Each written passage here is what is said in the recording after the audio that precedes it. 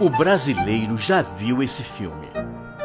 Ruas vazias, lojas e restaurantes fechados, cadáveres empilhados nas calçadas. Coronavírus? Não. Gripe espanhola. A pandemia que matou mais de 50 milhões de pessoas no mundo inteiro há pouco mais de 100 anos. Em 1918, a Primeira Grande Guerra Mundial estava acabando, deixando um saldo de mais de 5 milhões de mortos. Mas algo muito pior estava a caminho. A gripe espanhola, na verdade, não nasce na Espanha. Os primeiros casos surgem em alojamentos militares nos Estados Unidos e numa base inglesa na França. Mas como a imprensa dos países em guerra estava sob censura, a notícia da pandemia começa a aparecer mesmo nos jornais da Espanha, que não participava da guerra.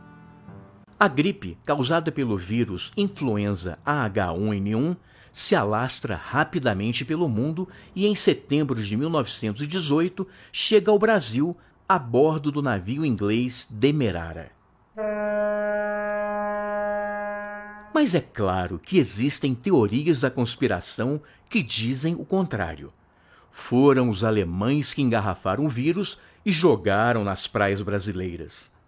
De uma hora para outra, milhares de pessoas infectadas começam a morrer. Carlos Seidel, uma espécie de ministro da saúde daquela época, não dá muita bola e diz que a espanhola é apenas uma gripezinha de caráter benigno. Ele não decreta quarentena e ainda propõe censurar a imprensa brasileira, que leva pânico à população. Mas são justamente os jornais que revelam o que está acontecendo aqui e no resto do mundo. Para vencer a pandemia, o remédio conhecido é isolamento e internação hospitalar. Como não há hospitais públicos no Brasil, o desespero é geral. As pessoas procuram as delegacias e as farmácias em busca de orientação. Vende-se de tudo. Água tônica de quinino, elixir milagroso, sabonete. Quem não tem dinheiro faz uma mistura de cachaça, mel e limão que passa a ser conhecida como caipirinha.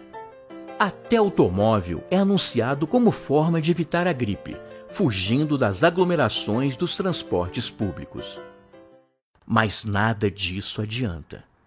Em apenas um dia, a cidade do Rio de Janeiro contabiliza 920 mortos.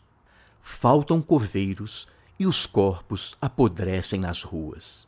Por isso mesmo, a polícia tira à força pessoas de dentro de casa para ajudarem nos enterros, que eram feitos sem velório e muitas vezes em plena madrugada. Pressionado, o governo coloca o renomado cientista Carlos Chagas, que havia trabalhado com Oswaldo Cruz, no comando da saúde pública. Ele cria 5 hospitais improvisados e mais de 20 postos de atendimento. Distribui cartilhas e panfletos com recomendações de higiene e isolamento. Lave as mãos constantemente, se da gripe quer livrar-se. Arranje um jeito e disfarce, evite o aperto de mão. Mas, se vexado consente, lave as mãos frequentemente com bastante água e sabão.